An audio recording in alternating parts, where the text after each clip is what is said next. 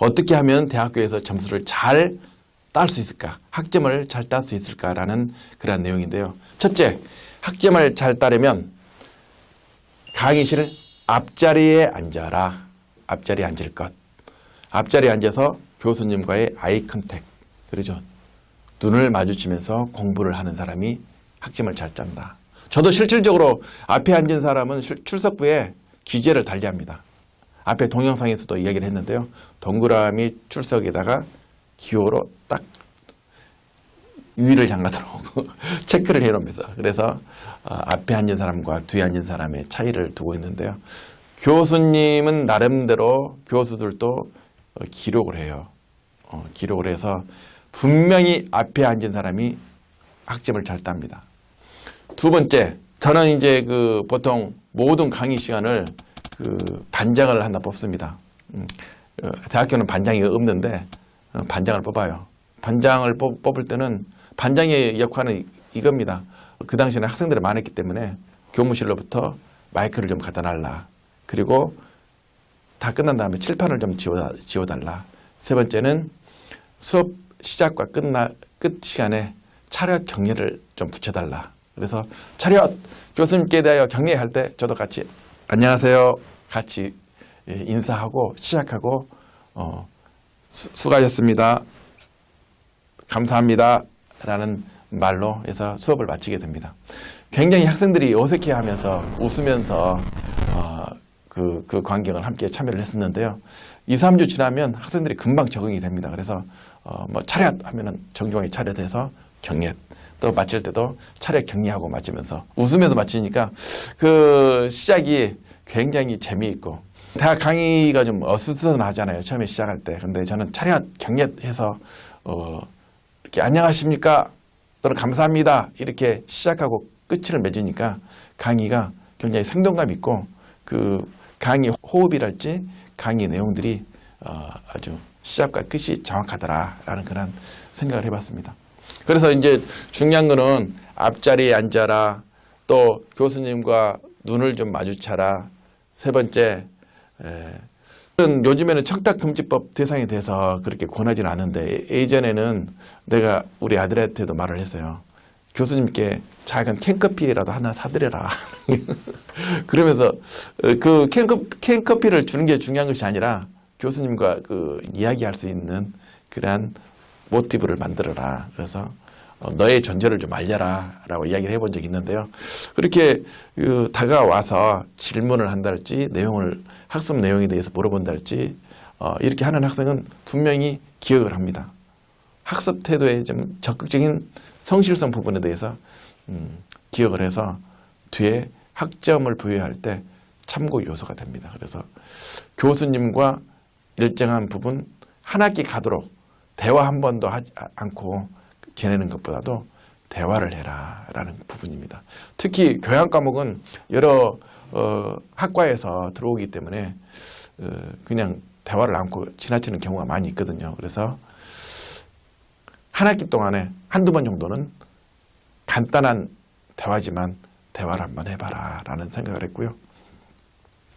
그 다음에 요즘에는 레포트 제출을 거의 온라인을 통해서 하는데, 레포트를 제출할 때 처음과 끝을 명확히 해라. 레포트 표지를 좀 정확하게 해서 인상적으로 꾸미고 뒷부분에는 정확하게 참고 모래를 제시를 해라.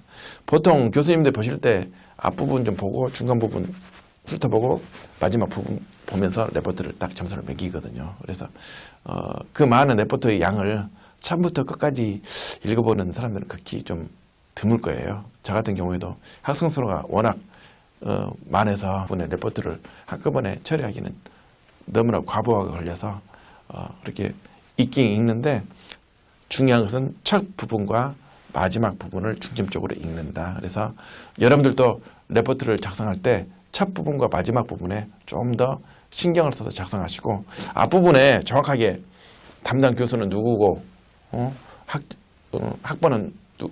학번과 이름 이런 부분들을 기록을 해야 되는데, 그냥 예를 들면 박동명 담당 교수 박동명 이렇게만 하지 말고 담당 교수 박동명 님이랄지 또는 교수님을 뒤에다 좀 붙여놓으면 볼 때 유리하게 작용하지 않을까 하는 그런 생각도 해봅니다. 그 다음에 이제 기말고사와 중간고사를 잘 보는 것은 아주 필수적인 필수적인 부분이고요. 학생들이 많을 때는 보통 객관식 시험으로 채점을 하기도 하지만 요즘에는 또 논술형 중간식으로 많이 채점을 합니다. 그래서 여기 논술형으로 출제를 해서 그 논술 부분을 하나하나 다 읽어보는데요. 글씨를 좀 또박또박 쓰는 게 중요하다. 이미 잘 알고 계시지만 서너 줄 좀 쓰고 한 칸 정도 비우고 또 두세 줄 쓰고 한 칸 정도 비우고 이런 형태의 그 패턴이 좀 반복되는 게 좀 답안지를 읽기가 쉽고 또 그런 부분들이 뭔가 합리적이랄지 논리성이 있을 법한 그런 느낌으로 딱 다가오잖아요. 그래서 그런 형태의 논술형 문제를 작성하는 것이 중요하다라는 생각이 듭니다. 마지막으로 성적을 높이기 위해서는 성적 공고와 성적 정정 기간이 각 대학마다 있는데 성적 정정 기간에 담당 교수님께 전화를 해가지고 교수님 성적 좀 올려주세요. 성적이 뭔가 좀 잘 못 나왔어요. 이렇게 하기보다는 혹시 기말고사나 할 때 중간고사 때 성적을 망쳤다면 미리 어떤 사정이 있어서 성적이 이렇게 됐노라라는 부분들을 교수님이 납득할 수 있을 정도로 또는 증명할 수 있는 자료와 함께 병원에 좀 입원을 했었다랄지 또는 어떤 사정이 있었다라는 내용들을 증빙과 함께 교수님께 미리 제출하면 담당 교수도 그거를 이해를 해줄 부분이 있다라는 겁니다. 인간 사회에서 그 정도 이해를 못 하겠습니까? 얼마든지 이해를 할 수 있는데 그런 것도 없이 장기간 결석을 한달지 또는 학점에 좀 문제가 있을 소지가 있을 경우에는 성적 나온 다음에 전화해서 고쳐야 되겠다 이런 생각을 버리고 미리 성적 나오기 전에 미리 담당 교수님하고 전화 통화해서 이러이러한 사정이 있었고 구체적인 내용들은 직접 찾아뵙고 말씀드리겠노라 하면서 미팅 시간 장소를 미리 예약을 하고 교수님을 만나서 그 내용을 좀 말씀드린다면 충분히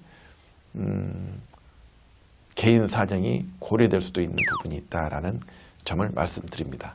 이러한 몇 가지 내용들을 지킨다면 여러분은 꼭 아주 높은 A+ 점수를 맞을 수 있을 것입니다. 감사합니다.